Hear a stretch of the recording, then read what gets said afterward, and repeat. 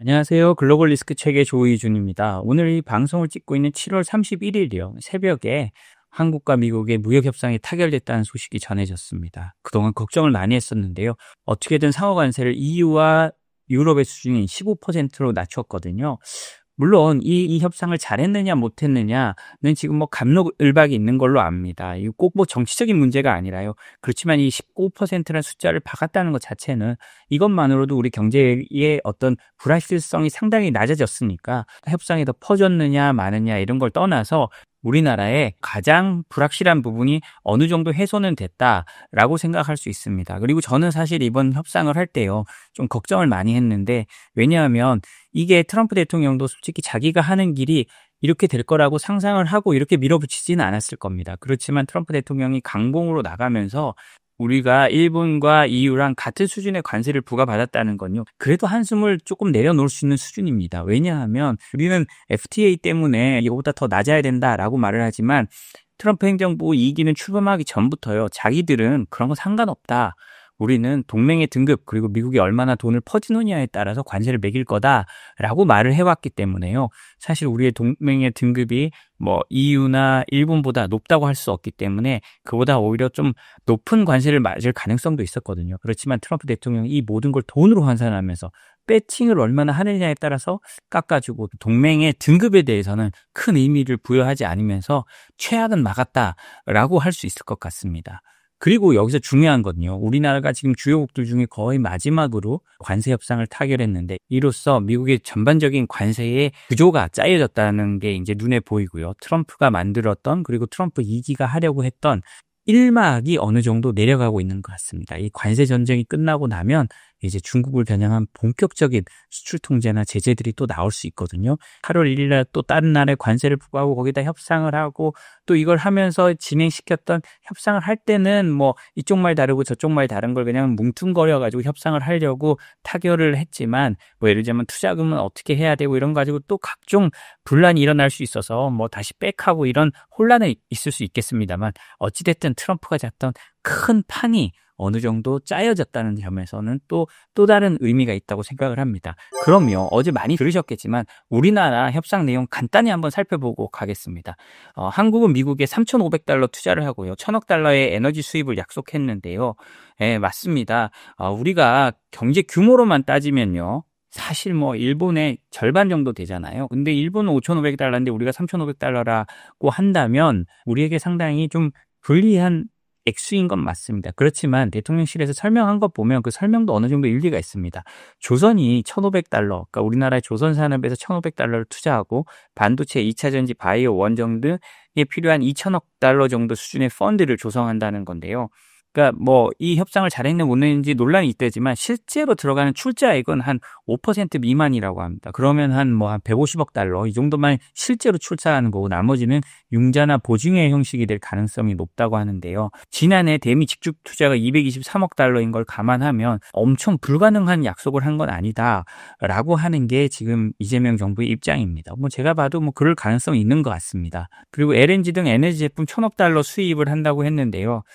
이거는 뭐 어쩔 수 없는 거죠. 지난해 미국 대에너지 수입이요, LNG가 31억 달러, 원유를 포함하면 한 206억 달러 정도 됐다고 하는데요. 미국 에너지 수입은 앞으로 뭐 꾸준히 늘어날 거니까 한 206억 달러를 트럼프 4년간이라고 생각을 해보면 꼭 800억 달러 정도 되고요. 800억 달러가 되면 뭐 매년 한 50억 달러 정도를 인상을 했을 경우에 그 1,000억 달러 정도 되니까 이것도 불가능한 약속을 한 것 같지는 않습니다. 트럼프 대통령을 어떻게 좀 설득시키려고 최대한 부풀린 느낌이 있는데요. 뭐 어찌됐든 트럼프 대통령이 여기에 동의를 해줬다면, 그리고 우리가 유럽과 일본과 같은 15%의 관세를 부과받을 수 있다면 뭐 그 자체로 나쁜 건 아닐 거라고 생각을 합니다. 트럼프 대통령은 또 자기가 올린 트루스 소셜에요, 한국이 미국의 시장을 전면적으로 개방하기로 합의했다고 밝히면서 자동차, 트럭, 농산물 등 미국산 제품 수입 확대를 명시했다고 하는데요. 사실 뭐 저는 이 미국산 제품의 무관세에 대해서는 큰 의미가 없다고 생각합니다. 미국에 가보시는 분들 알겠지만 미국이 지금 수출할 수 있는 게 원자재 이외에는 소프트웨어나 이런 건 당연합니다. 그런 건 이미 자유롭게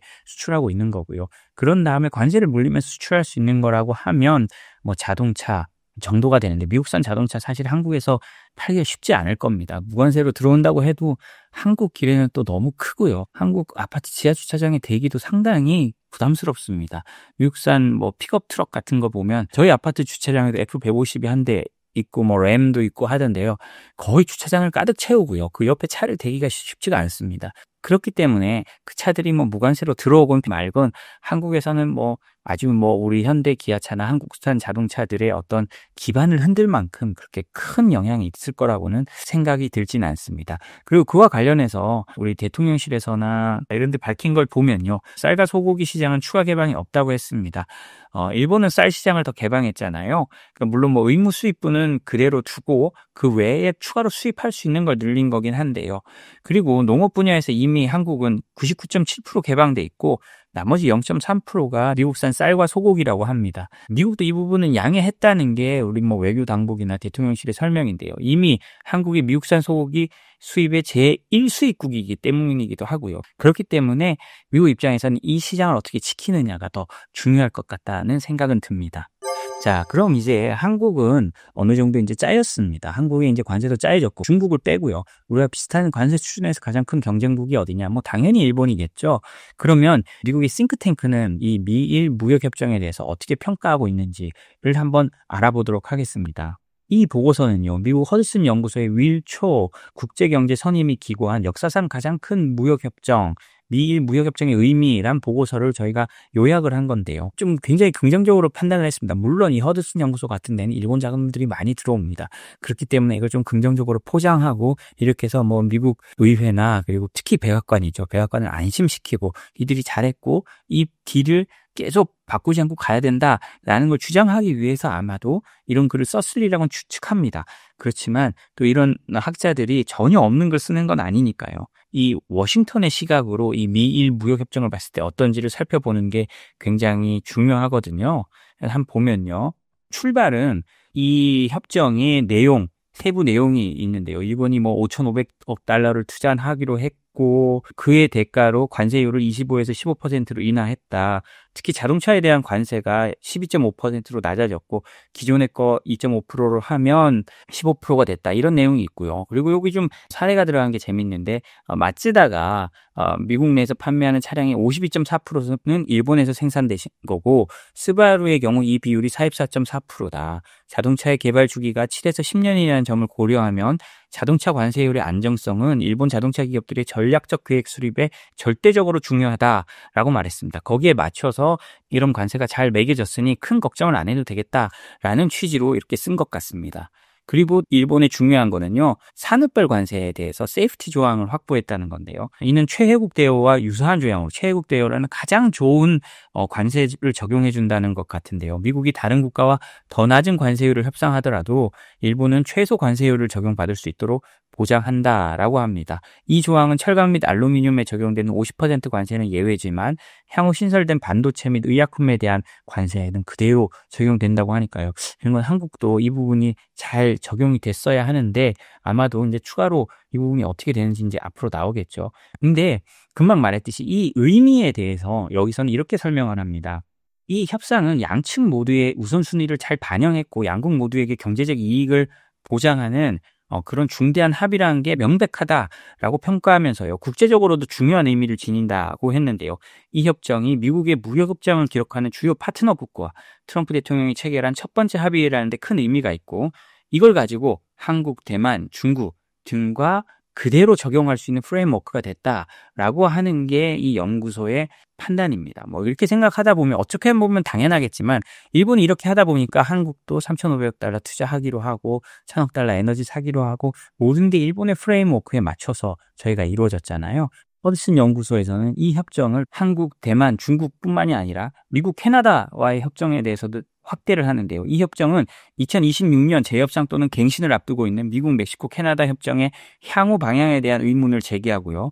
관세 협상 중 트럼프 행정부는 계속 이것도 재협상할 계획이라고 했기 때문에 캐나다와 멕시코 협정에서도 기본으로 작용할 거라고 하는 겁니다. 그리고 이 미일 무역협정을 봤을 때 일본산 자동차 수입이 15%로 관세를 부과받으면요. 캐나다, 멕시코산 자동차보다 유리하다고 합니다. 왜냐하면 캐나다, 멕시코산은 25%의 관세율을 부과받고 있고 더불어 철강 알루미늄에 대해 50%의 관세가 부과되면서 미국 내 생산 비용이 상승할 수 있거든요. 근데 일본은 더 낮은 관세로 동일 품목을 수입할 수 있으니까 오히려 전반적으로는 일본산 자동차의 경쟁력이 더 올라가서 실제로 GM, 포드, 스텔란티스로 구성된 미국 자동차 정책 협의회는요, 이 협정을 북미산 차량에 불리한 것이라고 비판하기도 했다고 합니다. 그러니까 사실은 이 협정이 체결됨으로 해서 오히려 일본의 가장 중요한 산업인 자동차에 있어서는 기회가 됐다는 거고요. 여기를 봤을 때 한국의 입장에서도 오히려 일본보다 나은 조건을 얻지 못해서 상당히 좀 아쉽기는 합니다만, 일본이 기회라고 한다면 한국에 있어서도 큰 손실은 아닐 수 있다라는 생각은 듭니다. 물론 우리 미국 시장에서 가보면 그래도 여전히 도요타나 혼다나 일본산 자동차의 브랜드 가치가 더 높고 같은 성능이라도 더 많은 돈을 받는 것도 사실이거든요. 그렇기 때문에 이 일본산 자동차의 경쟁력이 올라간다는 건 우리에게 굉장히 좀 어려운 문제긴 합니다만, 그럼에도 불구하고 GM, 포드나 스텔란티스 같은 미국에서 만든 메이커들과 우리가 또 다시 좀 경쟁할 수 있는 힘을 가졌다는 점에서 최악의 상황은 피했다라고 볼 수 있을 것 같습니다. 그렇지만 이 협정에도 아직 남아있는 부분이 있는데요. 이게 약간 국방비 문제라고 합니다. 국방비 문제가 이번 일본과의 무역협의에서는 거의 잘 다뤄지지 않았는데, 왜냐하면 엘브리지 콜빅 국방정책 차관이요, 상원 인중청문회에서 일본은 가능한 한 빨리 국방비를 GDP 한 3%까지 최소 3%까지 늘려야 된다라고 했고요. 지난 6월에는 콜빅 차관이 일본의 GDP의 3.5%까지 증액하라고 요구했습니다. 그러다가 유럽에서는요, 지난 6월에 GDP의 5%까지 확대하라고 했기 때문에 지금 이런 일련의 흐름 속에서 일본이 아직 지금 빠져 있는 겁니다. 일본이 빠져 있는데 이제 이 부분에 대한 압박이 다시 들어올 수 있다는 거죠. 허드슨 연구소에서는 걱정하는 것 같습니다. 이 문제는 한국도 마찬가지겠죠. 이번에 무역 합의를 했지만 안보까지 다 해서 한다고 했는데 안보 부분은 상당히 빠져 있기 때문에, 또 트럼프 대통령이 2주 후에 이재명 대통령을 만나면 또 이런 또 안보 같은 문제를 가지고 새로 압박할 수 있지 않을까라는 생각도 듭니다. 우리가 15% 관세를 부과받은 날 트럼프 대통령은 브라질에 50% 관세 폭탄을 안겼는데요. 왜냐하면 리틀 트럼프라고 불렸던 보소나로 전 대통령을 정치적으로 탄압했다라고 50%의 고율 관세를 부과하는 행정명령에 서명을 했는데요. 이거는 대부분의 브라질산 제품에 적용된다고 합니다. 사실상 정치적 보복을 위해서 이 트럼프 대통령이 이 관세란 수단을 쓰고 있다는 걸 명확히 보여준 건데요. 트럼프 대통령은요, 30일 브라질 정부의 정치적 탄압을 이유로 브라질산 제품에 50%의 고율 관세를 부과하는 행정명령에 서명했습니다. 백악관은요, 브라질 정부가 자이르 보우소나루 전 브라질 대통령에 대한 재판과 탄압이자 심각한 인권 침해로 규정하고요, 기존 10%의 기본 관세에 40%를 추가해 총 50%의 관세를 부과한다고 밝혔습니다. 이 관세 적용은요, 대부분의 수입품에 적용되지만 미국 내 산업 의존도가 높은 항공기 부품, 석유, 오렌지 주스 등 일부 품목은 예외로 했는데요. 사실 석유를 안 한다는 건 또 의미가 있습니다. 미국의 인플레를 자극할 수 있는 건 전혀 안 한다는 거 하고요. 오렌지 주스 가격도 아침에 미국 사람들이 많이 마시기 때문에 이런 것도 안 한 걸 보면 참 트럼프가 이렇게 보복성 아니면 그 정치 탄압성, 브라질에 대한 정치적 압박성 관세를 매기면서도 자국의 이권이 되는 거는 철저히 챙겨간다라고 볼 수 있을 것 같습니다. 브라질 정부는 이 같은 조치에요, 최악은 피했다는 입장을 보이면서도 대응 방안을 준비 중이라고 밝혔습니다. 그거는 석유 수출에 예외를 적용받았기 때문에, 그리고 비행기 부품 같은 거에다 예외를 받았기 때문에 그럴 것 같은데요. 이에 대해 룰라 대통령은요, 브라질 국민의 주권을 강조하면서 미국의 압력을 굴복하지 않겠다라고 하면서 미국에 대한 보복 관세도 검토하겠다라고 했는데요. 최근 행사에서 룰라 대통령은요, 브라질은 브라질 국민의 것이라는 문구가 적힌 모자를 쓰고 트럼프 대통령을 미국인을 낮잡아 부리는 그린고로 언급하는 등 불쾌감을 드러냈다고 합니다. 물론 지금 이거는 정치적인 것 때문에 그렇고요. 브라질 사람들도 아마 화가 나 있을 거기 때문에 거기에 대해서 그렇고, 좀 지나면 제 생각에는 서로 타협점을 찾아서 내려갈 겁니다. 트럼프 대통령은 그런 걸 타협점을 찾는데 전혀 망설이는 사람이 아니고요. 룰라도 계속 그럴 수는 없기 때문에 어느 정도 타협점을 찾을 것 같습니다. 그렇지만 이 트럼프 대통령의 조치가 독특하고, 저희가 생각을 해봐야 되는 건, 트럼프가 좋아하는 사람을 정치적 수사로 아예 규정을 하고 거기에 대해서 보복 관세를 매긴 거거든요. 우리가 브라질 정치가 옳다 아니다, 제가 여기서 판단할 수는 없지만 예를 들면 한국이라도 자신이 정치적인 거에 걸림돌이 된다. 아니면 한국의 뭐 어떤 행동이 자신의 정치적인 생각과 맞지 않다라고 하면 언제든 관세 협정을 뒤집을 수 있는 거죠. 그래서 이런 부분은 저희가 굉장히 좀 조심해야 될 것 같습니다. 오늘 저희가 준비한 소식은 여기까지입니다. 트럼프 대통령이 새로 짜는 세계의 모습이 어느 정도 구현돼 가고 있고, 특히 한국, 일본을 통해서 그 모습이 다 더 구현되고, 금방 이 허드슨 연구소에서 말한 것처럼 일본의 무역협정이 전 세계의 무역협정을 맺는데 이제 기준이 되어가고 있는 그런 상황이 되고 있습니다. 이제 우리도 트럼프의 관세는 이제 올 1년 정도 지나면 거의 마무리 될 거거든요. 여기 이후에 열리는 새로운 세상에 더 준비해야 될 때가 오는 게 아닌가 싶습니다. 저희 생크션랩은요, 서울경제진흥원의 지원을 받아서 서울 소재 중소기업과 서울에 지점이 있는 중소기업도 됩니다. 중소기업들의 트럼프 리스크를 피하는 법, 관세나 수출 통제, 제재 이런 거에 대한 컨설팅을 제공해 드리고 있으니까요. 저희 홈페이지에 들어오시거나 아니면 그 댓글창에 있는 그 링크를 보시고 신청해 주시면 좋을 것 같습니다. 내일은 또 다른 소식으로 뵙겠습니다. 감사합니다.